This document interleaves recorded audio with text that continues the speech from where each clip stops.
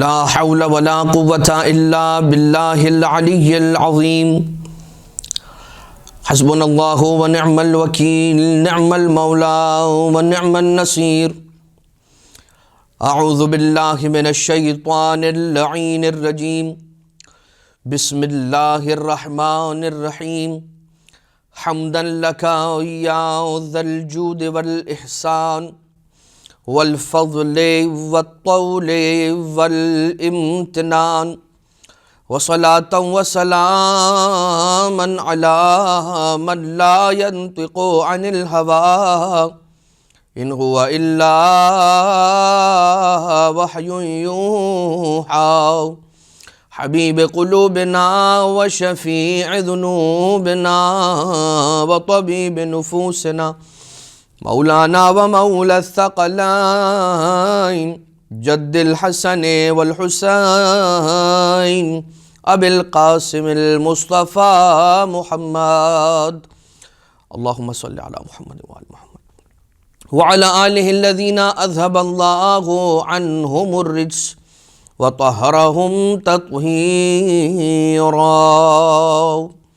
اللهم صل على محمد وآل محمد لا سيما على الإمام المنتظر والحجة الثاني عشر واللعنة الدائمة الباقية على أعدائهم ومنكري فضائلهم وغاصبي حقوقهم من الأزل إلى قيام يوم الدين أما بعد فقد قال الله سبحانه وتعالى في محكم كتابه ومتقن خطابه وقوله الحق وهو أصدق القائلين بسم اللہ الرحمن الرحیم یا ایہا الذین آمنوا اجتنبوا کثیرا من الظن ان بعض الظن اثم۔ مومنین اور مومنات، سلسلہ دروس میں ایک اور درس کے ساتھ حاضر خدمت ہیں۔ پروردگار عالم نے اس کائنات کے اندر بہت سارے انسان بہت ساری نعمتوں کو خلق کیا۔ ان نعمتوں کے اندر پروردگار عالم کی مخلوقات ذوی الروح، غیر ذوی الروح، یعنی روح رکھنے والے، روح نہ رکھنے والے، پروردگار عالم نے طرح طرح کی نعمتوں کو، طرح طرح کی خلقتوں کو خلق فرمایا۔ ان میں سے ایک خلقت انسان، اس ایک انسان کے اندر بھی پروردگار عالم نے الگ الگ مزاج رکھنے والے لوگوں کو خلق فرمایا۔ کوئی تند مزاج ہے، تیز مزاج ہے، کسی کا مزاج ایسا ہے کہ جلد غصے میں آ جانے والا ہے، کسی کا مزاج ایسا ہے کہ اتنا کم غضبناک ہوتا ہے کہ جہاں پر غضبناک ہونا ہے وہاں پر بھی ٹھنڈا رہتا ہے۔ کچھ ایسے افراد ہیں کہ کسی کی بات کو سن کر اگنور کرنا، کچھ افراد ایسے ہیں کہ اتنی زیادہ نکتہ چینی کے ساتھ اور گہرائی میں جا کر سننا کہ چھوٹی چھوٹی باتوں پر الفاظ تک کو پکڑ کر بحث کرنا، مباحثہ کرنا، ضد کرنا اور جھگڑا کرنا۔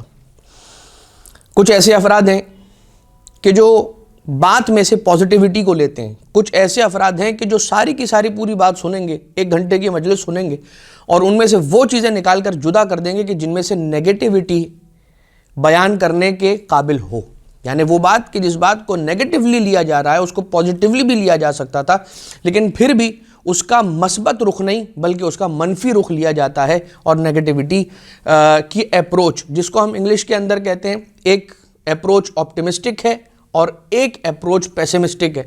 تو کچھ افراد ہوتے ہیں جو آپٹیمسٹک ہوتے ہیں اور کچھ افراد ہوتے ہیں جو پیسمسٹک ہوتے ہیں۔ اب اس کے اندر یہ جو فرق ہے، یہ جو اتنی زیادہ ڈسکریمنیشن کہہ لیجیے یا ڈائمنشنز کہہ لیجیے، یہ جو ڈسٹریبیوشن ہے انسان کی خلقت کے اندر، یہ پروردگار عالم کی خلقت کے جلووں میں سے ایک جلوہ ہے۔ اگر یہ اختلاف انسانوں کے اندر ہے تو یہ اختلاف قابل مذمت نہیں ہے، یہ بات یاد رہے۔ اللہ کی خلقت ہے، اس مزاج کا بھی انسان پایا جاتا ہے تو اس مزاج کا بھی انسان پایا جاتا ہے۔ انسان ہمیشہ کسی بھی شے میں سے، کسی بھی چیز میں سے اگر اس کی اچھائی کو لے لے گا، برائی کو چھوڑ دے گا، یعنی برائی کو چھوڑ دے گا کا مطلب کیا ہے؟ اگر وہ اپنی کسی کوشش سے اس کو ٹھیک کر سکتا ہے اور شریعت کی طرف سے اس کو ٹھیک کرنے کا حکم بھی دیا گیا ہے کہ تم کرو، اور کچھ چیزیں ایسی ہیں کہ جو غلط ہو رہی ہیں تو کہا جاتا ہے کہ ان کو ٹالریٹ کرو، برداشت کرو، اور جو ہو رہا ہے اس کو ہونے دو۔ کچھ ایسی چیزیں ہوتی ہیں۔ اب اگر کوئی ایسی چیز ہے کہ جس کے اندر شریعت میں ہے کہ حکم دیا گیا ہے کہ اس کو ٹھیک کرنے کی کوشش کرو تو اس کو کوشش کو انجام دینا چاہیے. لیکن اگر کبھی ایسا ہے کہ انسان نیگیٹو کرنے والے کو چھوڑ دیتا ہے تو اس میں اس کی اپنی زندگی آسان ہو جاتی ہے. میں یہاں پر آج کے حد تک جو ہمارے درس کا موضوع ہے وہ موضوع ہے بدگمانی، سوء ظن، اور کسی کے لیے بھی دل میں کینہ رکھ لینا. کینہ بغض کو کہتے ہیں، نفرت کو کہتے ہیں، نیگیٹیوٹی کو کہتے ہیں. اس کی بہت ساری وجوہات ہو سکتی ہیں.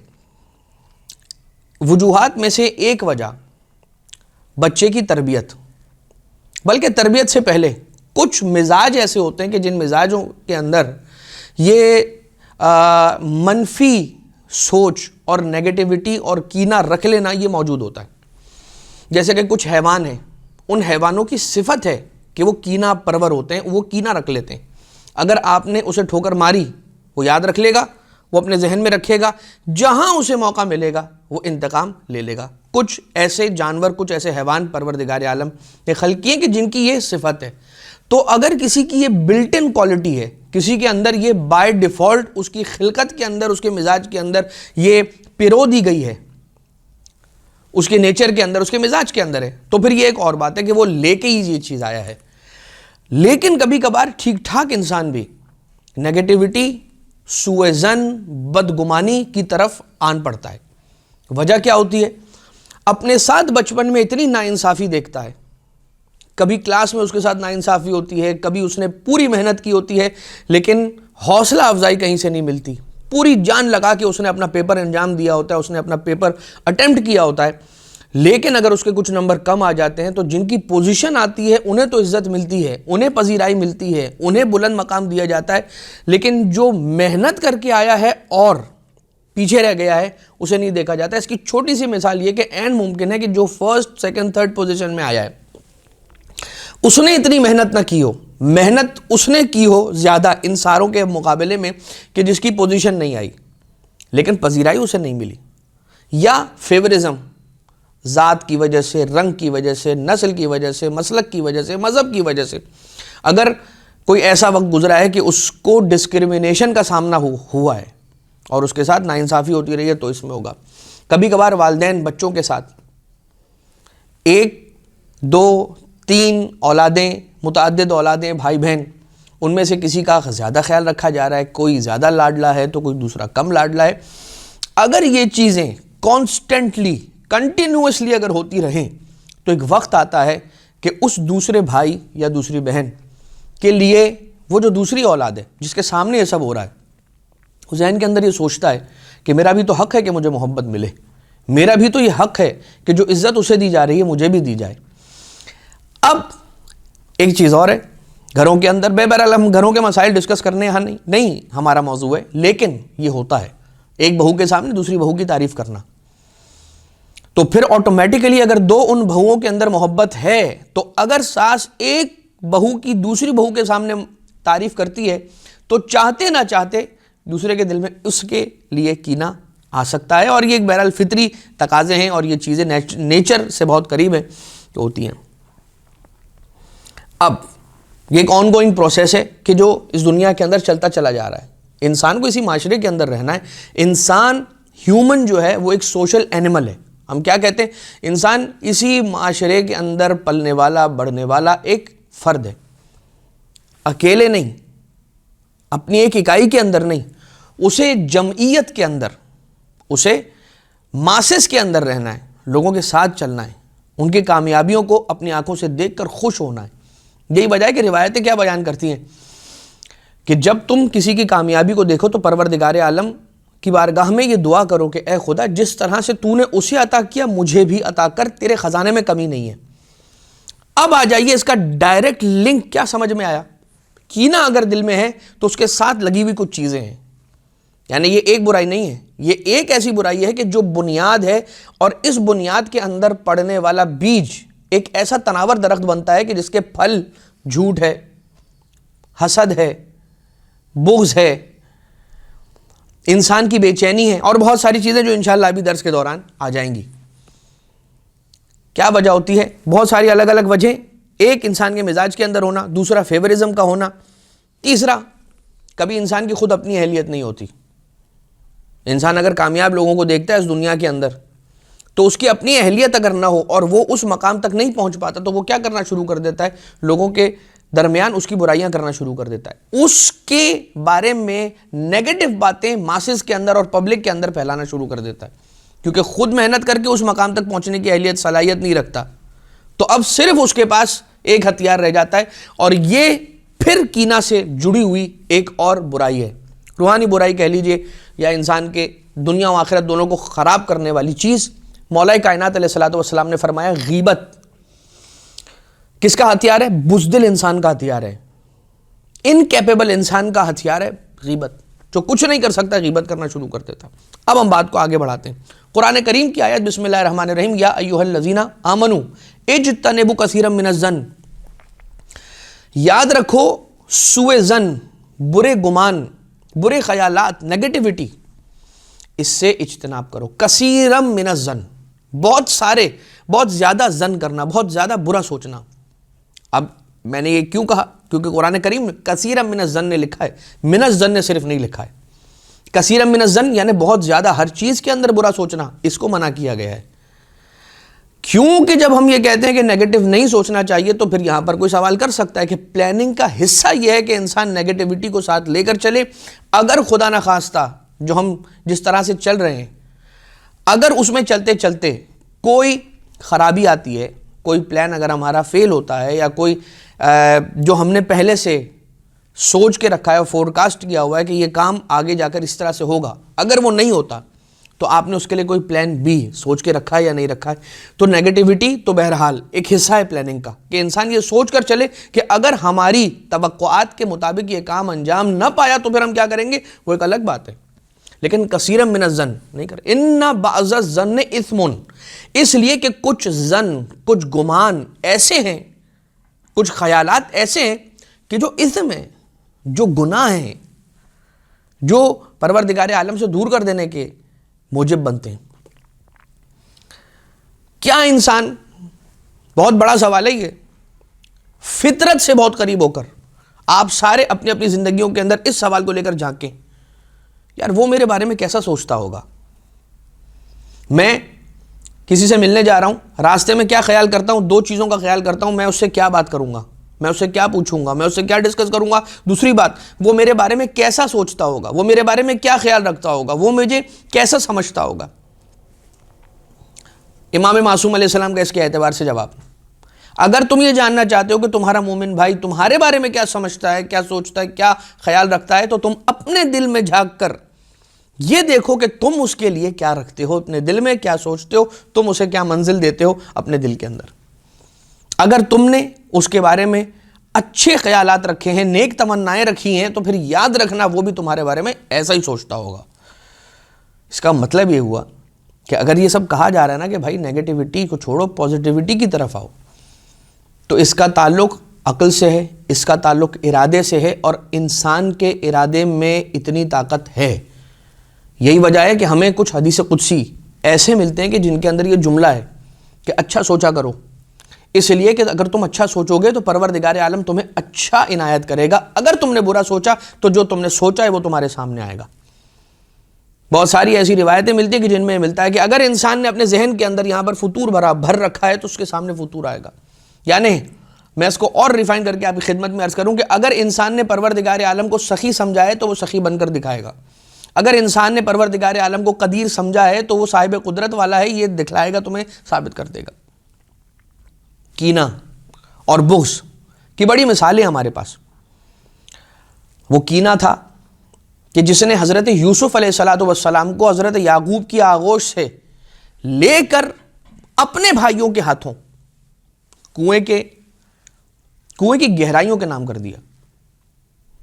حضرت یوسف علیہ السلام، دوسرے بھائی دیکھ رہے ہیں. یہ اور بات ہے، حضرت یعقوب علیہ السلام نے کوئی غلط نہیں کیا. اگر حضرت یوسف علیہ السلام کو پیار دے رہے ہیں، محبت دے رہے ہیں، اپنی گود میں بٹھا رہے ہیں، انہیں کھلا رہے ہیں. اب یہاں پر ہم یہ نہ کہیں سوچیں، کوئی یہ سوال نہ کرے کہ حضرت یعقوب کی غلطی تھی. نہیں، حضرت یعقوب علیہ السلام، یہ جو ہم یہاں پر درس کا جو عنوان ہے کہ کینہ، مطلب کیا ہے کہ کوئی ایسا خیال کسی کے لیے دل میں آنے ہی نہ دو. اگر کوئی کسی سے زیادہ پیار کر رہا ہے تو وہ تلاش کرو، وہ حوالہ تلاش کرو، وہ ربط تلاش کرو کہ جس ربط کی وجہ سے اس پر زیادہ محبت نچھاور ہو رہی ہے، اور وہ ربط حضرت یوسف علیہ السلام کے کیس میں پروردگار عالم کا ان کا چنا ہوا ہونا تھا کہ اللہ نے حضرت یوسف علیہ السلام کو چن لیا تھا اپنی نبوت کے لیے، زمین پر خلیفۃ الارض، خلیفۃ فی الارض بنا کر بھیجا تھا، وہ نبی تھے حضرت یوسف علیہ السلام۔ تو آسمان سے نازل ہونے والا نور، پروردگار عالم کی کے منظور نظر ہونا، حضرت یعقوب علیہ السلام جانتے ہیں حضرت یوسف علیہ السلام کے بارے میں، جس کی وجہ سے انہیں محبت دی جا رہی۔ آ جائیے مزید، جناب حمزہ، جنگ بدر میں جو کچھ ہوا، جنگ بدر ایک ایسا تاریخ اسلام کا ٹرموائل ہے، مائل سٹون ہے، ایک ایسا واقعہ ہے تاریخ اسلام کا کہ جس کے آفٹر ایفیکٹس آج تک نظر آتے ہیں۔ آج تک جنگ بدر میں جو کچھ ہوا اس کے آفٹر ایفیکٹس آج ٹل ڈیٹ اس کے آفٹر ایفیکٹس نظر آتے ہیں۔ بہرحال ہم اس زمانے کی بات کرتے ہیں۔ جنگ بدر میں کچھ ایسا ہوا کہ جناب حمزہ کی شہادت جنگ احد میں ہو گئی۔ جناب حمزہ کا بہت سارے لوگوں کو قتل کرنا، بہت سارے لوگوں کو واصل جہنم کرنا، اور اس کینے کی وجہ سے جناب حمزہ علیہ السلام کے ساتھ یہ ظلم ہوا۔ وہ کینہ تھا کہ جو پل رہا تھا ایک باطل کے دل میں، اور اس نے وہ سارے کے سارے مقدمات طے کیے کہ جس کی وجہ سے جنگ احد کے اندر جناب حمزہ علیہ السلام کی شہادت ہوئی۔ ان پر پشت کی جانب سے وار کیا گیا اور وہ نیزہ انہیں جا کر لگا، جس کی وجہ سے وہ شہید ہوئے۔ ان کی شہادت کے بعد ان کے سینے کو چاک کیا گیا اور ان کے جگر کو نکالا گیا اور اس کو چبانے کی کوشش کی گئی۔ یہ کہاں، یعنی آپ ذرا سوچیں کہ کسی کو قتل کر دینا کتنی بڑی بات ہوتی ہے، اس کا سوچنا کتنی بڑی بات ہوتی ہے۔ انسان کہتا ہے بھائی انسان کینہ رکھتا ہے، نفرت رکھتا ہے بہت سارے لوگوں سے، لیکن یہ نہیں کرتا کہ قتل کر دے۔ بہت مشکل ہوتا ہے کسی کے بارے میں یہ سوچ لینا کہ میں اس کے بارے میں کینہ رکھتا ہوں، بغض رکھتا ہوں، نفرت کرتا ہوں، اس سے قتل بھی کر دوں۔ قتل کیا، قتل کرنے کے بعد حکم دیا کہ سینہ چاک، جناب حمزہ کا سینہ چاک کیا گیا، کلیجے کو نکالا گیا اور اس کے بعد چبانے کی کوشش کی گئی۔ اب ذرا سوچئے کینہ اور بغض کا لیول اور اس کی شدت کیا ہوگی۔ یہ جناب حمزہ کے ساتھ۔ یحییٰ ابن اقسم وہ چیف جسٹس ہے کہ جو امام محمد تقی جواد علیہ السلام کے دور میں، اور آقا 8 سال کی عمر مبارک ہے، منصب امامت پر فائز ہو گئے۔ مامون کا دور ہے، مامون نے جو فیصلہ کیا اپنی بیٹی سے عقد کرنے کا، امام تقی جواد علیہ السلام کا، تو مامون نے یہ فیصلہ کیا کہ یہ میرا فیصلہ تو ہے، میں جانتا ہوں کہ میں شکار پر جا رہا تھا، اور وہ جو سارا واقعہ کہ پوچھا کہ تو نے جگہ کیوں نہ دی، تو امام تقی علیہ السلام کا جواب کہ تیرے گزر جانے کے لیے جگہ بہت زیادہ تھی، میرے ہٹنے کی احتیاج نہیں تھی، ضرورت نہیں تھی کہ میں تیرے راستے کو چھوڑ دوں۔ اور دوسری بات، میں نے کوئی گناہ کیا نہیں، میں نے کوئی غلط کام کیا نہیں جس کی سزا کا مجھے خوف ہوتا کہ میں جگہ چھوڑ دوں۔ اور تیسری بات، یا تو پھر یہ مان لے کہ تو ظالم ہے، اور ظالم تو بیجا بغیر کسی سبب کے اور بغیر کسی علت کے لوگوں پر بیجا ظلم کیا کرتا ہے۔ اگر تو ظالم ہے ہاں تو پھر میں راستہ چھوڑ دیتا ہوں۔ یہ بات اور کچھ اور بھی کمالات کہ لوگوں کے ساتھ، بچوں کے ساتھ کھیل میں ملوث نہ ہونا، انوالو نہ ہونا، بچوں کے ساتھ دور سے کھڑے ہو کر کھیل کا صرف ملاحظہ کرنا، دیکھنا، یہ ایسی چیزیں تھیں کہ جس نے مامون کو اس بات پر قائل کیا کہ اگر یہ ابن الرضا ہیں تو واقعی میں وہ کمالات بھی اس بچے میں منتقل ہوئے، یعنی کہ امام معصوم علیہ السلام، امام جواد علیہ السلام۔ اس نے طے کیا کہ اپنی بیٹی سے عقد کرنا ہے، لیکن اس فیصلے کو جسٹیفائی کرنے کے لیے جو دربار میں اتنے سارے وزیر اس نے پال رکھے تھے، ان کو جواب دینا اس کے لیے مشکل تھا، تو اس نے خود اپنے فیصلے کو جسٹیفائی کرنے کے لیے ایک محفل کا انعقاد کیا اور کہا کہ عالم اسلام سے جتنے علماء ہیں، جو سوال رکھنے والا ہے آ جائے، ہمارے پاس ایک عالم ہے جو تمہارے سوالوں کے جواب دے گا۔ اور امام تقی علیہ السلام جواب دے رہے ہیں، جب لوگوں کے جوابات یہاں تک کہ سوالات بھی جو دل میں پوشیدہ تھے بتلا دیے، تیرا سوال یہ، اس کا جواب یہ۔ 3 دن میں 30,000 سے زائد تقریباً سوالوں کے جوابات امام تقی جواد علیہ السلام نے ارشاد فرمائے، یہاں تک کہ لوگ کہنے لگے کہ یہ جو تخت خلافت پر بیٹھے ہوئے ہیں، اگر وارث علم انبیاء یہ ہیں، یہ بچہ یعنی کہ جو بچے لوگ انہیں بچہ کہہ رہے ہیں، وگرنہ سن و سال کی قید میں مقید نہیں ہوتا امام، تو اگر یہ علم انبیاء کا وارث ہے جو کہ بات نظر آ رہی ہے، تو پھر یہ تخت خلافت پر بیٹھنے کے زیادہ حقدار ہوتے ہیں۔ اور اس محفل کو برخاست کرنے کے لیے یحییٰ ابن اقسم کو بلایا گیا. مامون نے کہا کہ میرے ہاتھوں سے بات باہر نکل رہی ہے, تم آ جاؤ سچویشن کو سنبھالنے کے لیے تاکہ ہم اس محفل کو ختم کریں. یحییٰ ابن اقسم نے آ کر جو کیا, انتہائی نامناسب رویے اور نامناسب انداز میں امام علیہ السلام سے کلام کرنا اور وہ سارا کچھ, مگر امام کا حلم اور بردباری کے ساتھ جواب دینا. کتنے ایسے واقعات ہیں اور مثالیں ہیں اور شاہد مثالیں تاریخ کے اندر کہ آنے والے نے امام حسن مجتبیٰ علیہ السلام کے ساتھ کیسا مدینہ منورہ کی گلی کے اندر وہ جو جملے تھے, کیا جملے تھے, اور امام کا جواب کیا تھا, تو بھوکا ہے تو تجھے کھانا کھلائیں, بے چھت ہے بے گھر ہے تو تجھے چھت عنایت کریں, بے لباس ہے تو تجھے لباس دیں, اگر تشنا ہے تو تجھے سیراب کریں. اب یہاں پر یحییٰ ابن اقسم کو جب جوابات ملے ہیں, میں ان جوابات کو ریپیٹ نہیں کرنا چاہ رہا. سوال کیا امام نے, اس کا جواب ان کے پاس نہیں تھا, یحییٰ ابن اقسم کے پاس. پھر امام علیہ السلام نے جو اس کا سوال تھا اس کا جواب دیا, پھر امام نے سوال کیا, اس کا جواب نہیں تھا. وہ فبہت الذی کفر, مبہوت ہو کر رہ گیا, سائلنس, اٹر سائلنس ہو گئی. لیکن وہ امام علیہ السلام کو تو زیر نہیں کر پایا, بلکہ امام کا علم اور اجاگر ہو کے سامنے آ گیا, مگر ایک کینہ تھا کہ جو اس کے دل کے اندر بیٹھ گیا. یہی وجہ بنی یحییٰ ابن اقسم نے امام علیہ السلام کی اس زوجہ کے, جو جن کا ام الفضل بھی روایتوں میں نام ملتا ہے, کہ جو مامون کی دختر تھی, مامون کی بیٹی تھی, کہ امام کی نافرمان زوجہ تھی, امام علیہ السلام کی بات نہ ماننے والی, امام علیہ السلام کی شان میں گستاخیاں کرنے والی, اس سے کہہ کر امام علیہ السلام کو پھر آخر میں زہر دلوایا. اور ایسے بہت سارے واقعات.